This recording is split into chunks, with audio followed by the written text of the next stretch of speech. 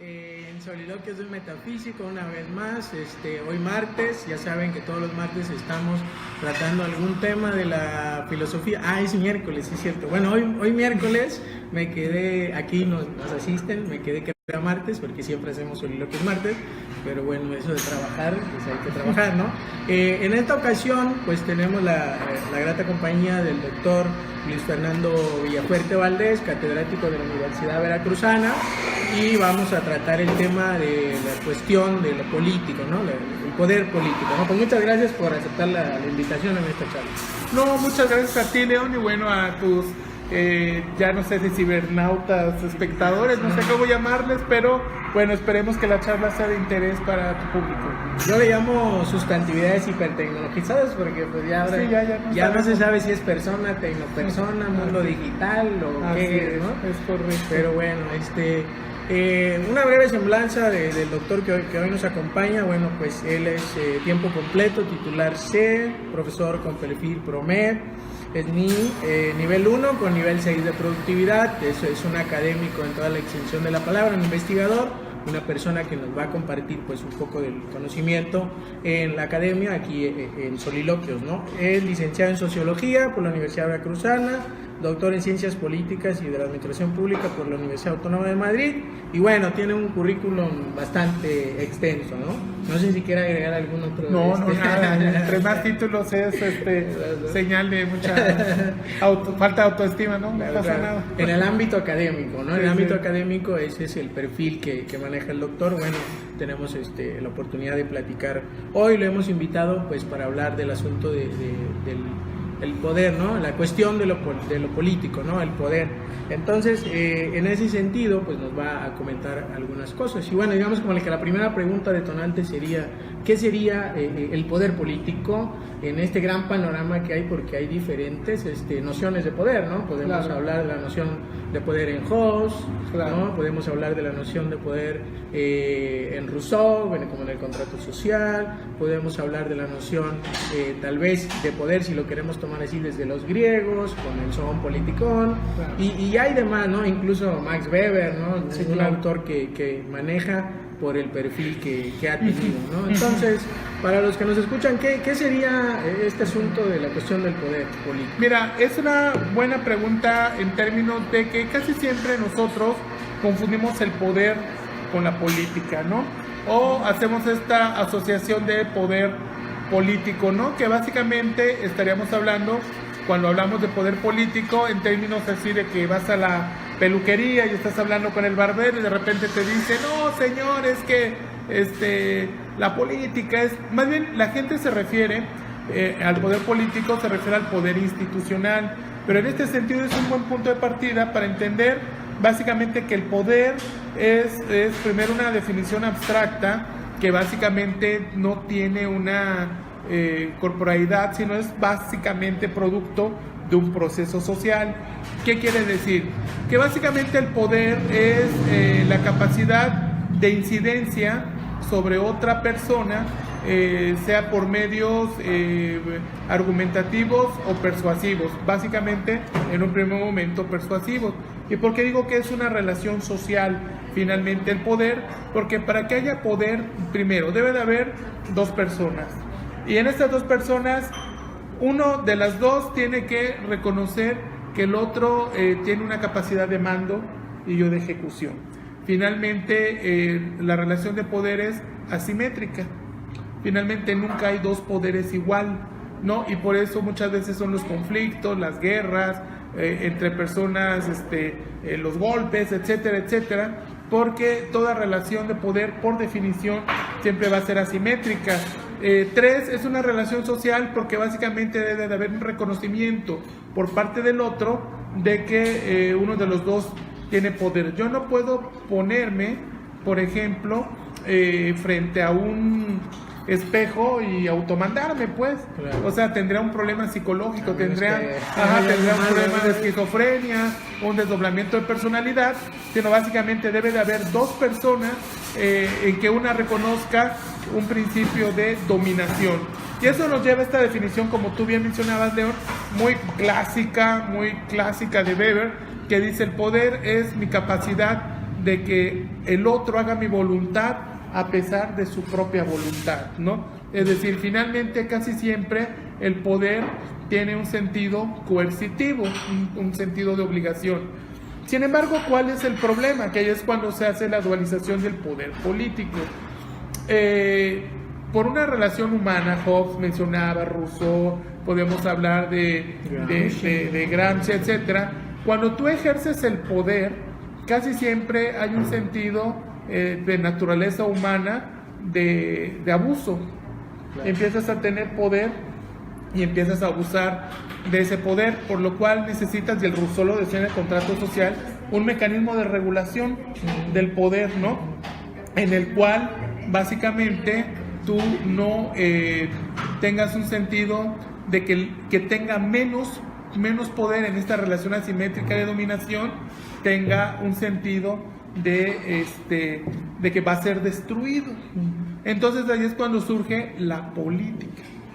La política, entendida como poder político, como esta figura que trata de normativizar o normalizar las relaciones desiguales de poder, en el cual entonces tú evitas que el que tenga más poder destruya al que no tiene tanto poder. Por eso, desde la filosofía, un poco para meterme en los terrenos que no debería meterme porque muchos son expertos en filosofía, pero por eso no es ético pegarle a un niño, porque hay una relación asimétrica de fuerza. Agárrate conmigo a ver cómo nos toca, ¿no? Pero agarrar a un niño en indefensión, agarrar a una mujer en indefensión no es éticamente correcto. Por eso hay que hacer leyes para protegerlo. Entonces, en este sentido, León, creo que tendríamos este primer planteamiento inicial en términos de cómo el poder es un ejercicio en el cual finalmente es resultado de un proceso social y en el cual se trata de, a través de la política, salvaguardar la integridad del que tiene menos poder.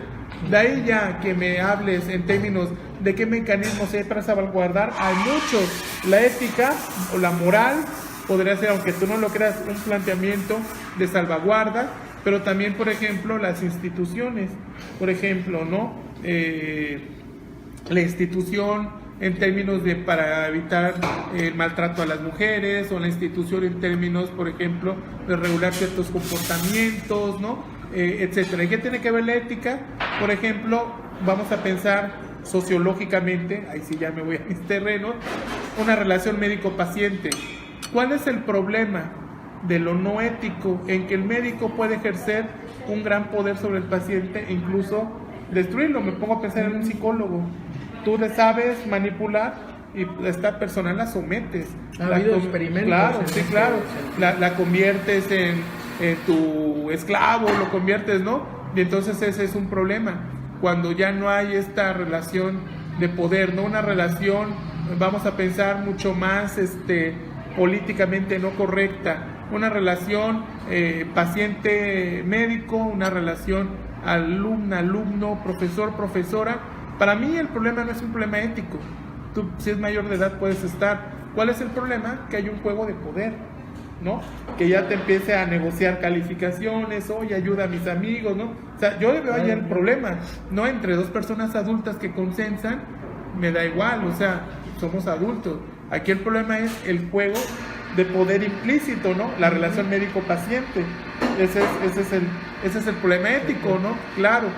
Entonces, en este sentido, también hay diferentes gradualidades, desde las que socialmente nos imponemos para el control político del poder, o las normativizadas, es decir, con estructuras normativas, leyes, ¿no? Sanciones, etcétera.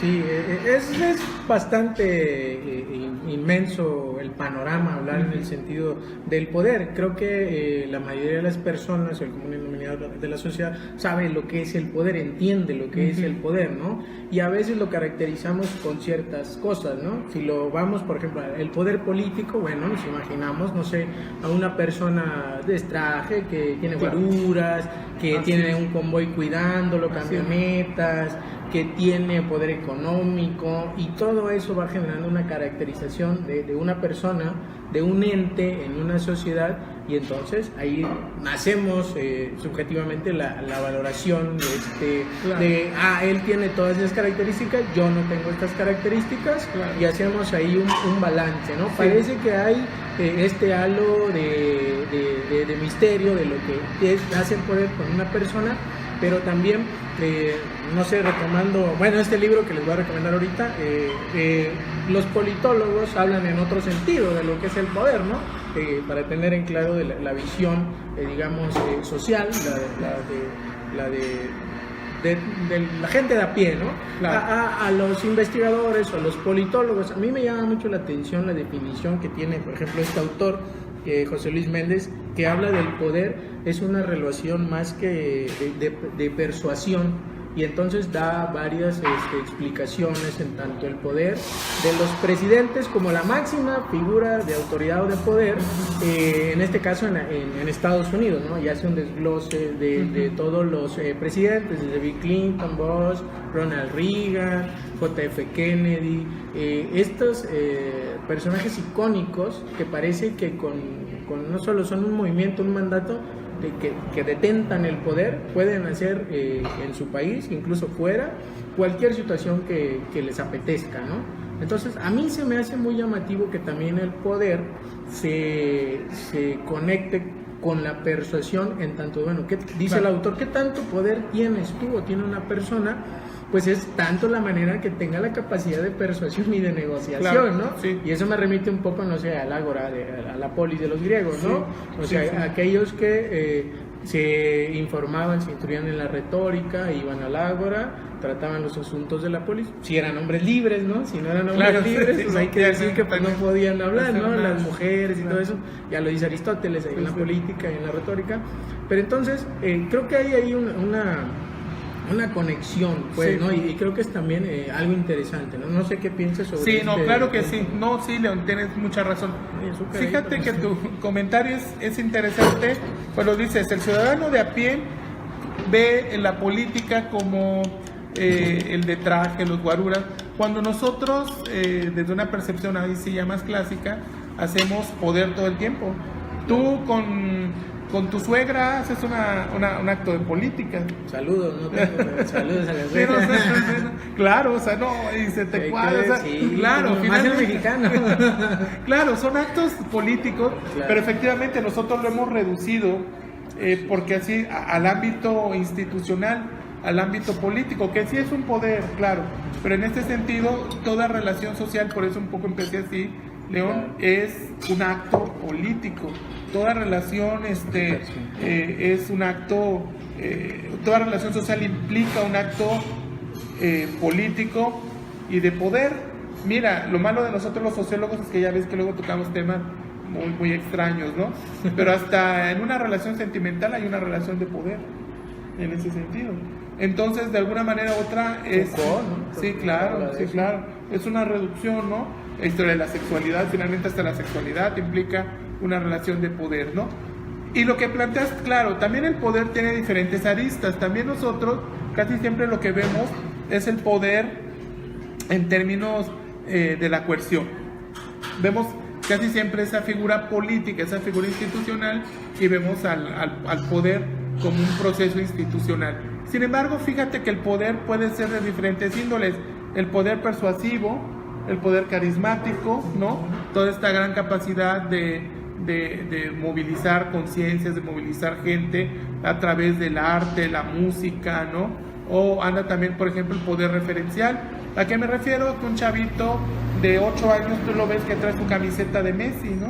O sea, finalmente hay muchos tipos de poder, muchos tipos de dominación, y dentro de los esquemas de la estructura política, efectivamente, uno de los rasgos que más evaluamos como gente externa, ¿no? Como dices, ciudadano de a pie, la cuestión de qué tanta percepción tú puedas tener en términos de persuasión o no. Podemos tener presidentes muy poco amables en su trato, no persuaden nada porque no comunican nada, pero son eficientes administradores. O hay gente que es lo contrario, tira puro rollo, pero no hace absolutamente nada, ¿no? Entonces es bien complicado por lo que tú dices, León, finalmente el gran problema es que si nosotros entendiéramos, por ejemplo, la capacidad de encontrar relaciones de poder en todos los ámbitos de la vida, podrías, por ejemplo, hacer, ahí hablo como politólogo, pequeñas revoluciones democráticas, ¿no? Una relación tan clara entre el poder y el deporte, el fútbol. La dictadura argentina habla con la FIFA para que, ¿no? Medio se muevan partidos, para que, y eso está comprobado, con libros, con estudios, para que Argentina gane la Copa del Mundo del 78. Distensionas el ambiente político, ¿no? ¿Por qué? Porque finalmente en un hecho tan lúdico como el fútbol, soccer o cualquier otro tipo de deporte, lleva implícito esta relación de poder no institucionalizado. O sea, los que nos están haciendo el favor de vernos, escucharnos, criticarnos en lo que quieran hacer, ¿no? Que además es muy democrático las redes, porque ahí te más, pegan, ¿no? te pegan resabroso, pero bueno, ese es otro tema. Finalmente, si nosotros solo ubicamos el poder y la política desde el punto de vista institucionalizado, estamos parcializando de una manera muy grande toda la capacidad de las reformas políticas o democráticas que los países necesitan. Necesitan democratizar las relaciones de pareja, necesitas democratizar las relaciones de amigos, necesitas, ¿no?, democratizar todo este tipo de cosas, porque hay relaciones de poder asimétricas. Tú lo planteas muy bien. Tú cómo dominas a tu pareja, no con los golpes, hay formas más sutiles. Gorda, desde que empezamos, ya engordaste un poquito, te voy a pagar el gimnasio, ¿no? Y no viéndonos uno como si estuviéramos tan fit, ¿no? Pero el asunto es control, es dominación, ¿no? Hasta que tú no te des cuenta de eso, puedes democratizar a las parejas, a las familias, ¿no?, etcétera. Tal vez el que escuche o nos está escuchando y espera, vamos a hablar con un politólogo y vamos a hablar solamente sobre instituciones, que sí lo es, ¿no? Pero finalmente lo que sí quiero plantear es que finalmente el concepto específicamente de poder y política puedes encontrarlo en cualquier ámbito de tu vida cotidiana, ¿no? Finalmente, cuando tú vas a un aeropuerto, cuando vas a Estados Unidos, que te encuentras esos guardias que son sumamente prepotentes y sumamente... O sea, finalmente hay una relación de poder, pero el cadenero, el cadenero, claro, en los antros, ¿no? ¿no? O sea, mendigo tipo que no tiene ni primaria, pero son 3 minutos su bastión de poder. Claro, pues, finalmente te hace sentir el rigor.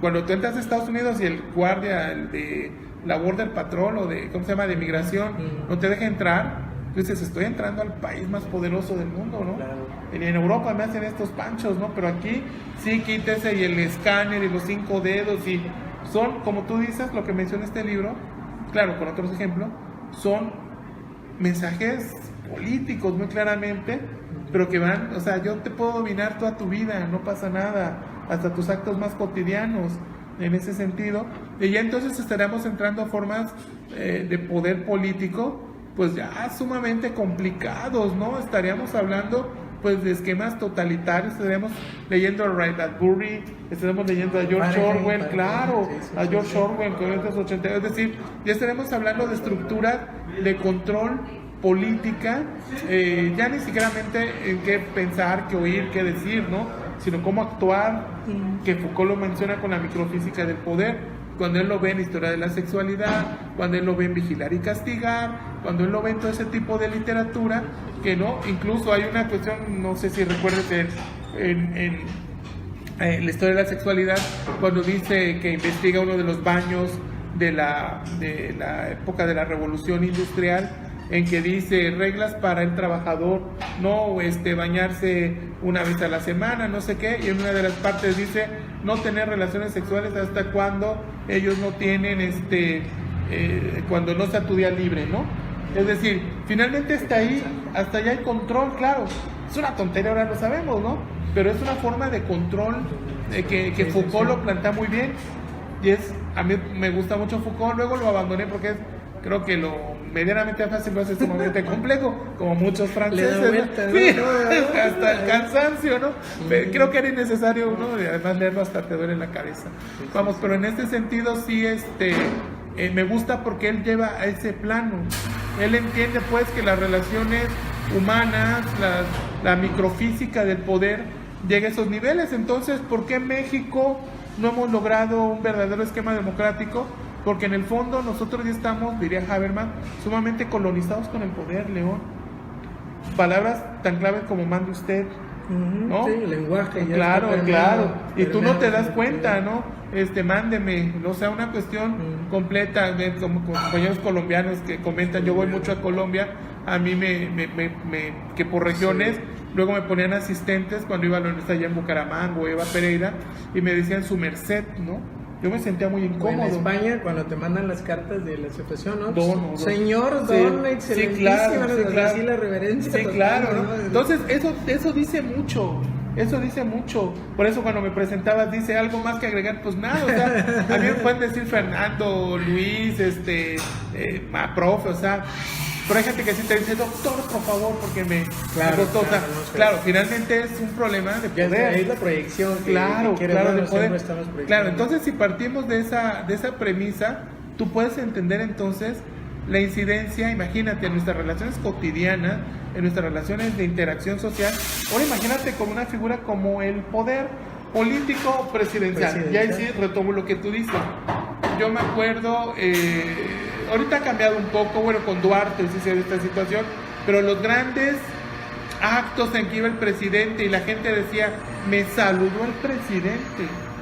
Es que el presidente o sea, como si fuera un dios, pero es que finalmente es el Ratuani, Octavio Paz lo mencionaba, es la representación encarnada del máximo poder, ¿no? El diputado, hazlo esperar. Uno de los poderes, sí, ¿no? Sí, hazlo sí, esperar, sí. ¿no? O si no, hazlo esperar, y yo lo sé, porque estaba ahí, tú lo sabes, muchas veces no hace nada, pero es que él vea qué tan importante soy. Claro, ¿no? Qué tan importante, claro, soy importante. Tu título está en 3 meses porque lo va a firmar el gobernador. Mi título del doctorado se supone que lo firme el rey. Me queda claro que no lo firma el rey, es un facsímil. Pero 3 años esperé 4 para que me mandaran el título, bueno, me extendieran el título, porque es una cuestión de poderes. O sea, llega el secretario, ya, llévatelo, pero no es una cuestión, tienes que esperar, porque es la figura del poder. Entonces el poder político está en todas nuestras relaciones sociales. Yo no sé si tu público esperaba una discusión más en términos de la institucionalidad. No, preguntas, sí. No, preguntas. Pero yo creo que en ese sentido hay que entenderlo, ¿no? Finalmente, el poder también puede hacer por chantaje. El chico que quiere ir a la disco y le dice, oye mamá, me voy a la disco, me duele el pecho, hijo o hija, sobre todo las hijas, pero vete. Ya si llego y ya me dio un infarto, pues no tengas remordimiento, yo te estoy diciendo que te vayas, ¿no?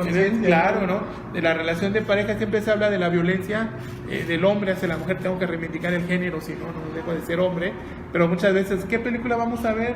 Y te dice la novia, quiero la nueva romántica, tú no, ¿cómo? Quiero ver Rambo 80, Masacre en Sangre, ¿no? Blade Runner, ¿no? Blade, la de balazos. Y dice la novia, bueno, te quiero tanto, vamos a ver la que tú quieras. Al final te sientes mal y terminas entrando a lo que ella quiere, ¿no? Claro. Es decir, finalmente es un juego de dominación, es un juego de ir y venir, diría la politología tradicional Robert Dole, un juego de pesos y contrapesos. Hoy cedes, mañana aprietas, mañana cedes. El problema es que la política impide que es el que, vuelvo a repetir, que no tiene tanto poder, sea aplastado, ¿no? Y tú logras incluso dar ciertos mecanismos de apertura que a los grupos feministas no les gustará, pero incluso muchas veces estas cuotas de género o paridad de género son como que ciertas cuestiones, vamos a dárselas para que ya dejen de estar moliendo, ¿no? Pero son figuras controladas, ¿no? Finalmente no está realmente democratizando ni las relaciones sociales, ni las relaciones de paridad, etcétera, etcétera. Y eso es lo que tenemos los sociólogos, tenemos un sentido de complot muy grande, todo está mal, ¿no? No, pero es un entramado un poquito más grande, y bueno, es el chiste del programa, de que no nos quedemos con la visión tradicional eso no significa que esté mal, ¿no? Bueno, todos tenemos un horizonte de comprensión, tenemos un lenguaje, tenemos un contexto que nos permea, pero ese es el chiste de esto, ¿no? De llevar más allá del común denominador, de lo que significa en este caso el poder político, ¿no? Sí, claro. Estaba recordando, estaba leyendo algo ahí de Bobbio el otro día, como si no tuviera nada que hacer. Estaba leyendo a Bobbio y decía, hay en esta cuestión del poder político, hay lo que marca la norma, ¿no? O sea, sí la coerción y los medios de negociación que puede dar un grupo político o una persona en específico, si el presidente, el diputado, el magistrado, lo que sea, y estos juegos o acciones que entran en la legalidad, ¿no? Lo que marca la norma. Pero bueno, también los gobiernos a un nivel ya internacional, pero está en la otra parte, ¿no?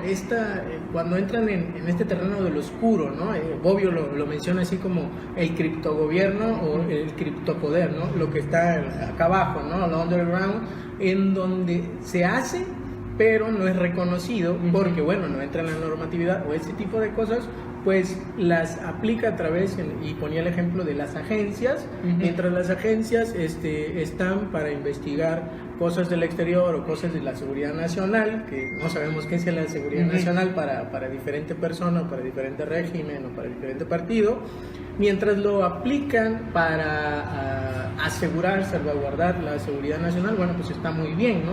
Pero ¿qué pasa cuando eso transgrede al individuo o a individuos específicamente y utilizan este poder que tienen, que detentan legalmente, para realizar acciones que no están en el marco de la legalidad, ¿no? Dice Norberto Bobbio. Bueno, jugamos esta esta moneda. De una parte pues es como lo positivo y lo otro es también parte de la misma moneda, pero no lo van a aceptar del todo porque pues entrarían en una deslegitimación de su función misma, ¿no? O sea, también el poder político se puede usar dependiendo ahí para manejar pesos, contrapesos, acciones, negociaciones, claro, para llegar a un fin, ¿no? Y bueno, también la parte, a mí me gusta mucho ese libro que estoy leyendo, aunque yo quisiera que fuera más del ámbito mexicano, yo creo que hay otra más literatura de esta, y lo maneja mucho en el gobierno estadounidense, ¿no? Cómo ha manejado estos claroscuros para poder detentar su poder político, su poder económico en ciertas regiones, ¿no? Y bueno, también eso es otra arista de lo que es el poder político. Si lo vemos desde los politólogos, bueno, habría que decirlo que una cosa es tanto, digamos, la praxis política y otra cosa es los politólogos, la ciencia política, para que no se confundan y digan que va junto con pegado, ¿no? Entonces, para hacer ahí la distinción, ¿no? Bueno, en ese sentido, no sé si quisiera ahí comentar algo en este... Claro, sí, mira, ese concepto lo cubren muy bien la clase política, con un concepto que sí es académico, sí es académico y viene de Maquiavelo, para variar, que es el concepto de la razón de Estado. Bajo el argumento de la razón de Estado, es decir, finalmente tú puedes tener daños colaterales, ¿no? El chiste es un fin máximo, el bien común, ¿no? Aquel famoso concepto que es todo y nada a la vez del bien común, ¿no? Entonces, bajo esa perspectiva, León, creo que básicamente el problema está en que estos claroscuros, estas zonas grises que mencionan, que sería la razón de Estado, se empiezan a utilizar en los mandatos árabes, sobre todo en términos de lo que llamaban ellos el gobierno de los espejos. Ellos decían, tú como administrador público no hagas algo que no quisieran que te hicieran a ti, y como tú tienes que ver esa referencia, decían, viéndote un espejo, porque bueno, además el árabe es una cultura, mucha pulcritud, no bañarse, etcétera, todo el tiempo. Entonces, bajo esa cuestión, en el régimen, los regímenes árabes, se visualiza como una perspectiva de la razón de Estado, es decir, si la mayoría lo está planteando, en ese sentido, pues significa que lo vamos a hacer porque hay que darle gusto a la mayoría. Llega el señor Maquiavelo, ya sabes, con su ideario de cómo conservar el poder, que finalmente eso es el libro que lo veíamos en alguna ocasión en clase diciendo, todo el mundo habla Maquiavelo y nadie lo ha leído, claro, como debe de ser. Del príncipe, la sentencia, ¿no? Lo que sale, lo que se oye bonito, ¿no? O también muchos han leído a Hobbes y que un mini lupus, ¿no? ¿Qué significa eso? Claro, porque, pues no sé, pero se oye bonito en latín, ¿no? Sí, entonces, pero en ese, él llega y agarra en términos de pues que, y las sentencias que tú mencionas, ¿no? Un príncipe vale más ser temido que amado, ¿no? O si es para mantener el reino. Entonces ella es cuando... que ser como el zorro y el león. Así es, la astucia y el así rigor. es, sí. Pero eso es una justificación para legitimar acciones que no están dentro de la norma y de la legalidad. Sí, el underground, ¿no? Que habla obvio, ¿no? Así es. Entonces finalmente es un mecanismo, si tú quieres, muy fácil, si tú quieres, de darle o sacarle la vuelta a las instituciones, ¿no? Finalmente, si te vas a echar a 33 estudiantes de Ayotzinapa, pues es una razón de Estado, ¿no? Finalmente, no, espérate, no sé, es un genocidio, es 68, claro, Tlaxcala, Río Blanco, San Fernando, es eso. Entonces, un chorro. claro, y ahora ¿qué tratas de hacer? Pues tratar de impulsar la ley de seguridad interior, pues un poco legitimando bajo este argumento claro, de la razón de Estado, el cual, te vuelvo a repetir, inicia bajo un sentido de una lógica de buen gobierno. El administrador público debe de gobernar bien, ¿no? De acuerdo a los principios que uno desearía como ciudadano, que no sé si tuvieran el estatus de ciudadano, y sí, la verdad, no lo sé. Y ya en la política contemporánea, o en la ciencia política contemporánea, se empezó a justificar como un mecanismo de gobernabilidad, como un mecanismo de mantener el poder o el control político, ¿no? Y bueno, incluso dieron origen a escuelas de relaciones internacionales como la Realpolitik, ¿no? O sea, si te tienes que echar a Timor Oriental para no llegar el ascenso al comunismo, pues échatelo total. O sea, hay que echarse a Grenada porque iba a haber una zona de influencia de Cuba en los 80, pues destrúyala, ¿no? Esta islita. Las Malvinas. Claro, entonces finalmente no pasa nada, es razón de Estado, ¿no? En un análisis costo-beneficio, pues es más llora el beneficio que el costo. Claro. Reviéntatelos, ¿no? Entonces eso pues ha justificado pues un montón de acciones autoritarias, un montón de acciones fuera de la ley, un montón de acciones, ¿no? Y que bueno, se han traducido pues en máximas pues muy mexicanas, y que no tranza no avanza, ¿no? Y sí, ¿no? Que tiene que ver con eso, ¿no? Sí, robé pero poquito. Así es, ¿no? Sí, el de Nayarit, no es que era que poquito. robe pero que salpique. Claro, ¿no? sí, claro, sí. Así, ¿no? Finalmente es una traducción coloquial sí, claro. De una teorización, ¿no? Y una cuestión filosófica muy clara. Sí, sí, sí. ¿No hay preguntas por ahí?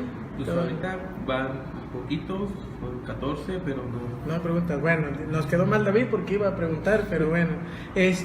Una última pregunta y ya terminaríamos con un asunto ahí de recomendación del libro. Hablando en términos ya muy, muy mexicanos, en el contexto mexicano donde nos desenvolvemos, ¿qué nos faltaría faltaría a los mexicanos y a la clase política para entender, o qué características habría que desarrollar para que entendamos que el poder político no es solamente coerción? Porque lo vemos como coerción, lo vemos como el diputado, iba a la caravana, el fiscal, que salud para todos ellos, por cierto. Sí, no vamos a desaparecer. Siempre me los encuentro por ahí, el otro día fue ayer a la oficina. Buena onda. También el secretario de seguridad, todo ese tipo de cosas, porque la percepción es esa, ¿no? O sea, la realidad es que la percepción es esa. El poder es coerción, el poder es mandato, es sometimiento, pero entonces, ¿qué nos faltaría para desarrollar como sociedad y también como a la clase política entender, bueno, que sí el poder es una arista de esas, ¿no? Pero están las otras aristas que la ciencia política, la politología estudian, ¿no? Leo, te voy a empezar con una respuesta que tal vez no esperes porque te voy a dar la vuelta, pero sabes que es con lo que yo trabajo y estoy muy comprometido con eso. Excelente. Lo primero que tenemos que hacer es disminuir los niveles de desigualdad. Creo que hasta que mientras no seamos una sociedad más o menos homogénea en igualdad de oportunidades, en acceso a recursos materiales, simbólicos, igualdad de oportunidades, no vamos a abandonar esta visión tan instrumental del poder político, esta visión de coerción, porque además se convierte en una pieza de negociación. Tú dame, resuélveme, ayúdame. Entonces estoy convencido básicamente que tendremos que ser una sociedad, y ahí me sale mi lado utópico, critíquenme si gustan, estoy muy abierto a las críticas, pero yo creo que necesitamos generar una sociedad más justa, más equilibrada, menos desigual en este sentido, porque finalmente cuando las relaciones empiezan a ser más igualitarias, el ejercicio del poder político tiende a ser menos abrupto. Es decir, finalmente estamos hablando entre iguales, no entre alguien que no tiene condiciones económicas y por lo tanto yo llego y te comprometo el voto, o alguien que no tiene acceso a un buen abogado y por lo tanto te voy a ti a aplicar todo el peso de la ley, pero mis amigos, gracias, y tú cometes algo y te dejo que te vayas y tomes un avión particular en el Encero. O sea, finalmente creo que en este sentido, lo primero que yo pienso que tenemos que hacer es, en verdad, hacer mecanismos que empecemos a generar igualdad, que empecemos a generar cohesión social, que empecemos a generar un principio de reconocimiento de los otros, tienen los mismos derechos que los otros. Tal vez sea fácil, y eso sí lo tengo que ser muy autocrítico, porque uno está del otro lado, Leo, tú y yo estamos del otro lado, somos clases medias, ¿no? Tenemos trabajos, tenemos educación, tenemos acceso a libros, tenemos que llevar que comer en la mesa, ¿no? Tal vez nosotros seamos más iguales, ¿no? Pero cuando tú no tienes acceso a estas cuestiones, y la gente puede criticarme y decir, es fácil decirlo porque yo estoy con un buen cubículo, estoy con mi computadora, tengo acceso a bienes materiales, pero yo creo que si no nos comprometemos todos a pensar que una efectiva distribución de la riqueza va a eliminar estos riesgos de negociar en lo oscurito con el poder político, o nos va a llevar un proceso de subyugación. Ok, te doy todos mis derechos políticos, pero dame economía. Haz fraude, pero dame seguro social. Maestro, no te lo están regalando, es tu derecho. Dos, te están descontando una lana también, no creas que te están haciendo el favor, ¿no? Entonces creo que sería un poco desde lo que trabajo, en la cuestión social, políticas públicas, etcétera. De ahí yo creo que necesitamos un mayor nivel educativo. Educativo no me refiero a que todos seamos doctores en filosofía por Harvard, me refiero a que tengamos un mayor nivel, un sistema educativo, al menos primaria, secundaria, verdaderamente crítico, de calidad, ¿no? como dice la reforma. Y mira, ya ni siquiera pienso en que hablen inglés y francés, mano, ¿no? Que simplemente entiendan leer un texto, que reflexionen, que complejicen, que piensen, ¿no? Que cuestionen. Maestro, que estoy viendo como el gran Tatuani, como el presidente me dio la mano, ni más, él depende de mí y yo tengo derecho a exigirle y tengo derecho a increparlo. Claro, mientras no haya un Estado de Derecho, corremos el riesgo de que me desaparezcan, de que me den una calentadita y todo el argot mexicano, que bueno, nuestros compañeros que nos vean fuera de otro país, significa que te den una buena tunda, ¿no? Claro. Pero vamos, pero en este sentido creo que sí necesitaríamos una verdadera revolución cultural, ¿no? En términos de mejores niveles de habilitación en lectura, en comprensión, en historia, ¿no? Etcétera. Evidentemente una sacudida en la clase política. Son una bola y bueno, no todos, sí, pero creo que sí un 90% son una bola de prepotentes, de cínicos, de corruptos, ¿no? De etcétera, etcétera, ¿no? Andaba escuchando hoy una entrevista con Fausto Vallejo, ¿no? Se ha indignado por lo que pensaban de él, o sea, finalmente... Todavía se enoja por la percepción pública, ¿no? O sea, es grave, ¿no? O sea, ¿qué pasará para nosotros los veracruzanos que estamos tan lastimados por este personaje? Javier Duarte haciéndose la víctima, ¿no? La esposa, no podemos permitirlo, no puede ser posible, pero como nuestro nivel de participación social, nuestro nivel de cultura política es muy bajo, Leo, pues finalmente seguimos bajo esa lógica, saludo al presidente porque es el gran Tlatuani, ¿no?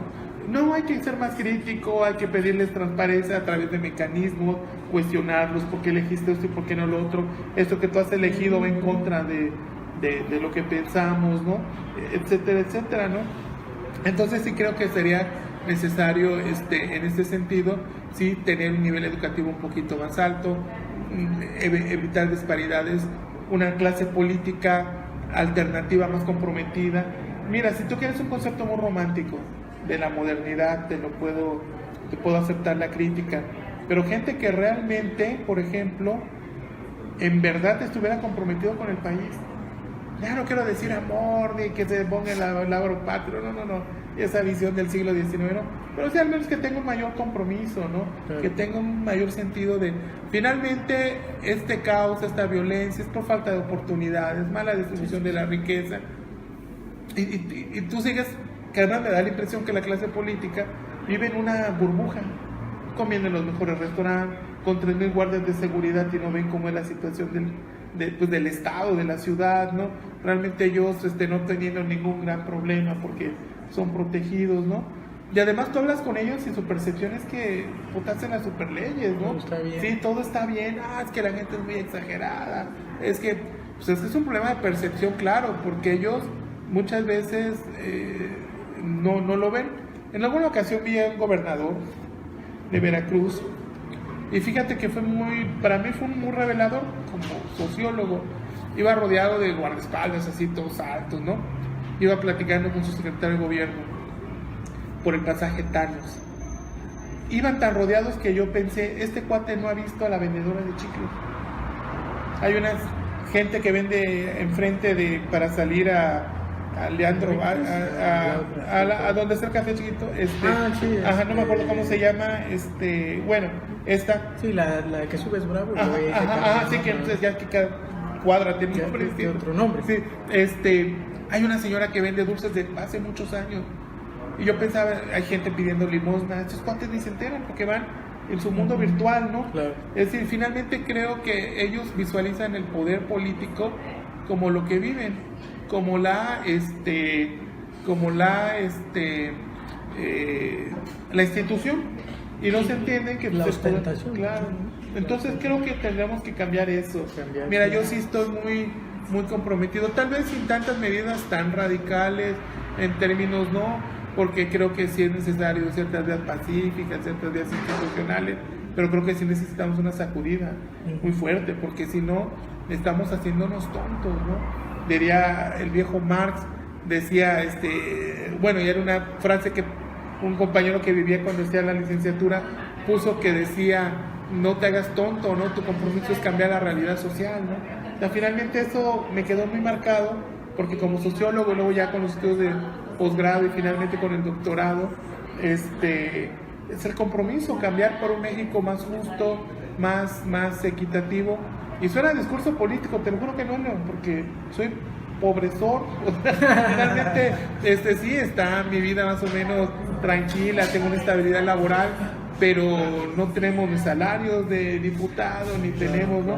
Vivimos del día al día sufriendo quincenas que no llegan, ¿no? Etcétera. Y sí, las negociaciones contractuales, todo eso. Claro. Entonces, sí, en ese sentido, creo que puntualmente sería, desde mi perspectiva, un poco la agenda. Mejorar niveles de habilitación en términos de evitar la desigualdad social a través de cohesión social, un mayor énfasis educativo, vuelvo a repetir, sobre todo en los niveles básicos. Es increíble el analfabetismo funcional que estamos teniendo. 3, debemos de entender que hay que haber una revolución, una sacudida en la clase política, ¿no? Y número 4, sí, evidentemente ser mucho más críticos, mucho más, ¿no? En términos de lo que está haciendo el poder político institucional, o sea, cuestionarlo, ser frontal. Mucho se dice, Jalapa es una sociedad muy política, ¿no es cierto? Somos una sociedad grilla, en el café cambiamos el mundo, pero si hubiera sido una sociedad muy crítica, no permitimos que pasara lo de Duarte. O revolucionarios de Facebook, ¿no? Claro, así hablas y estás pensando, hasta que otro voy a ir a chupar al rato, claro. No hay una praxis así que te cambie efectivamente, realidad efectivamente. con el vecino, con el compañero. No, y establecemos relaciones de poder. Decimos que somos súper democráticos, y sigo siendo intolerante con mi pareja. Y al vecino me porte, le ensucio el patio y me paro en el estacionamiento del de al lado. Me le meto al pero en mis clases digo, soy bien demócrata, ¿no? Claro, esa incongruencia que hay, porque finalmente el problema es que estamos en un mecanismo en que solo concebimos desgraciadamente la política como institucional y coercitiva y no como constructiva. Claro, nos falta ampliar un poquito más el horizonte, ¿no? Último comentario, creo que todavía tenemos la visión de que debe haber un líder que nos salve, ¿no? Que nos salve a todos, y parece que ese es el mexicano lo que está necesitando. Parece, no estoy diciendo que estoy en esa línea, ¿no? Parece que nos salve incluso en la escuela, ¿no? Que nos salve con los vecinos, que nos salve en la ciudad. Parece que el mexicano todavía tiene arraigado esa grinata seguir al líder, ¿no? Claro. El lenguaje mismo nos permea, ¿no? El líder, en vez de decir, bueno, el compañero, no, el líder, ¿no? ¿Por qué el líder, no? Sí, O sea, claro. si realmente estamos en una noción así Igualitaria. de igualdad, no habría por qué ver eso, ¿no? Y se complementa mucho con todos estos cambios que se deberían de hacer, que yo recuerdo, no sé, a Vasconcelos, Justo Sierra, iban por ese camino desde el positivismo, claro está, fundaron las escuelas y todo, pero en algún momento como que se rompió, ¿no? Se olvidó el proyecto, se olvidó el cambio, porque el arma, ¿no? Como la educación como arma de revolución social e intelectual, no necesariamente balas, ¿no? Ni ese tipo de cosas, ¿no? Pero yo creo que ese era el comentario que quería por ahí meter, porque me acordé mucho es que vemos a alguien, incluso en un salón, ¿no? Él es el líder, ¿no? Claro, hay que seguirlo porque él sabe, Claro. Él tiene la influencia, ¿no? Ese tipo No, y de además cosas, veo ¿no? algo mucho más duro. Yo no sé si estés de acuerdo conmigo ahorita, pero finalmente el problema es que nosotros nos situamos como todavía sirvientes y no ciudadanos. Es parte de la cultura política que tenemos. Por eso nos reverenciamos con el presidente, con el líder del salón y le decimos líder, El del con sindicato, claro, ¿no? con el del sindicato, claro que sí. Finalmente somos serviles, no somos Claro, ciudadanos, claro. ¿no? Y finalmente tiene que ver con un proceso de la ausencia de construcción de factores de ciudadanía durante el siglo XX. El PRI nos dio todo, pero nos dio trabajo, no concursamos una plaza, esperábamos 5 años en Pemex para que nos dieran la ficha. Y entonces dabas a tus hijos, ¿no? El sindicato de maestros, ¿sí? Esperabas a que tu mamá se jubilara o te compraba una plaza, pues. Entonces, un verdadero ciudadano tiene que estar entendido que tiene derechos y obligaciones y tiene responsabilidades, Así es. pero además tienes que ser en una perspectiva, León, fíjate, yo creo, también corresponsable, pero además meritocrático, ¿no? Finalmente, bueno, tú estuviste en tu estancia en Madrid, yo viví en Madrid, y acuérdate que finalmente ahí para limpiar incluso el piso había oposiciones públicas.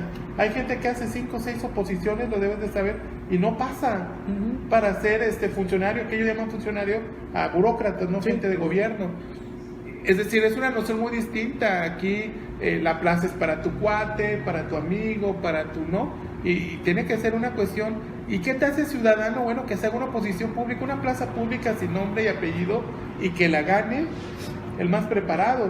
Putas, esto aquí los sindicatos te revientan, Saltan, ¿no? Oye, Pierden mira, poder, que está pierden claro, poder porque son político. clientelas, claro. Es clientelismo, Claro, sí, es clientelismo, claro. Por algo desmantelaron Sí. al SME, ¿no? O sea, Claro, sí. ahí este punto del poder ejecutivo, cuando quiere desmantelar o al sindicato de maestros, al sindicato de electricistas, al de Pemex, al sindicato de quien sea, ¿no? Te cargas a Esparza del SME.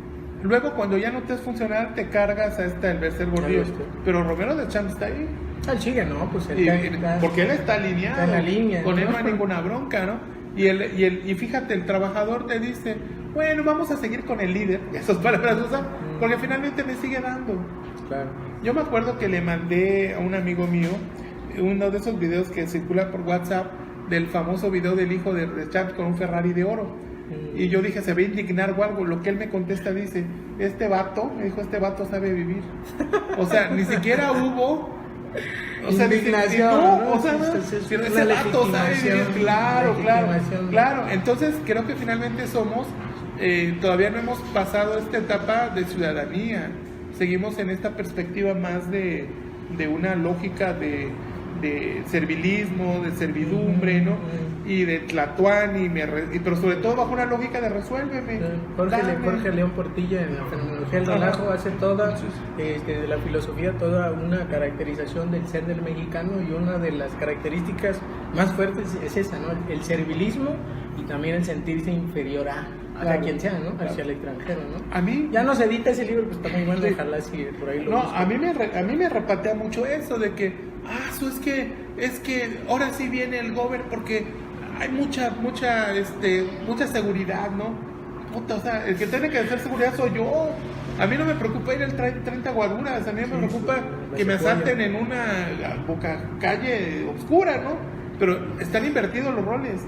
O sea, lo importante es el ciudadano, el otro es un servidor público. No, ellos son los tlatoanis y tú eres tu sirviente. Claro, ¿no? Entonces, por eso creo que es necesario voltear, pero León, no quiero ser tampoco aguafiesta, soy sociólogo, es mi naturaleza, hay pero que saber. finalmente vamos a tardar muchas claro, generaciones, claro, no, eso muchas no generaciones, cambia.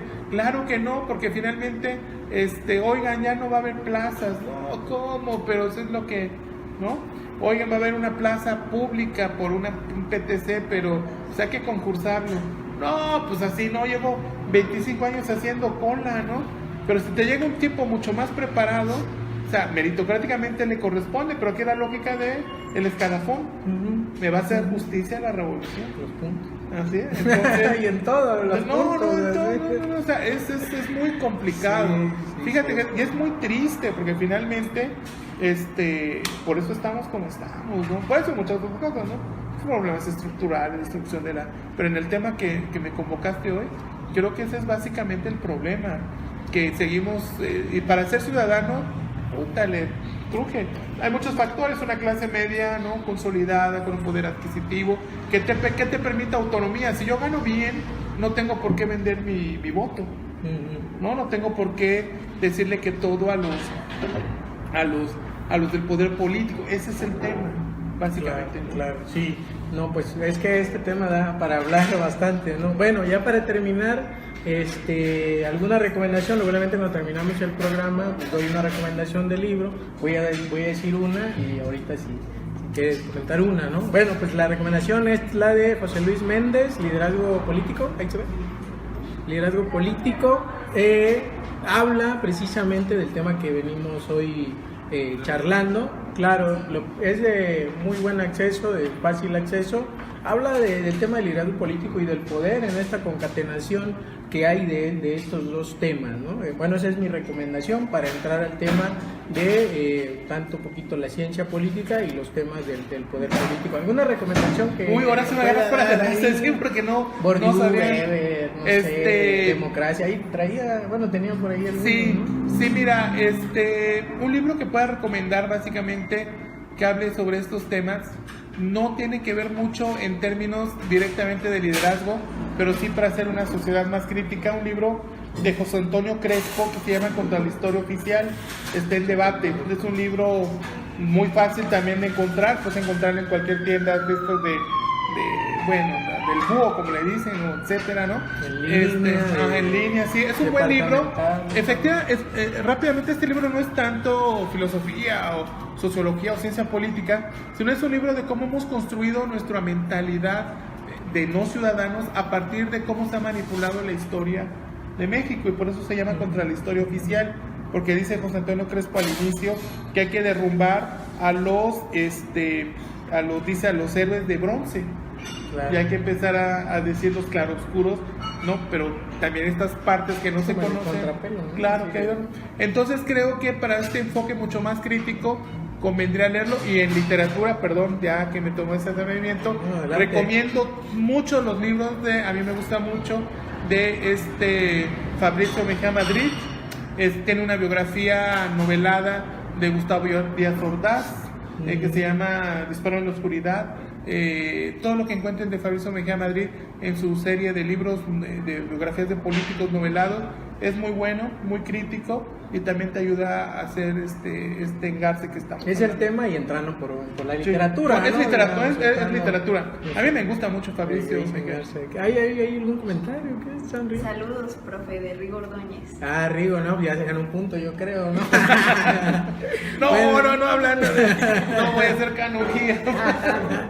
Que hago resumen, ¿no? Bueno, pues creo que en este día fue todo aquí en Soliloquios. Hablamos del tema, recomendamos libros, pues vimos bastantes aristas que hay, y pues sería todo. Muchas gracias por compartir el tiempo y el espacio, y bueno, nos vemos hasta la otra semana.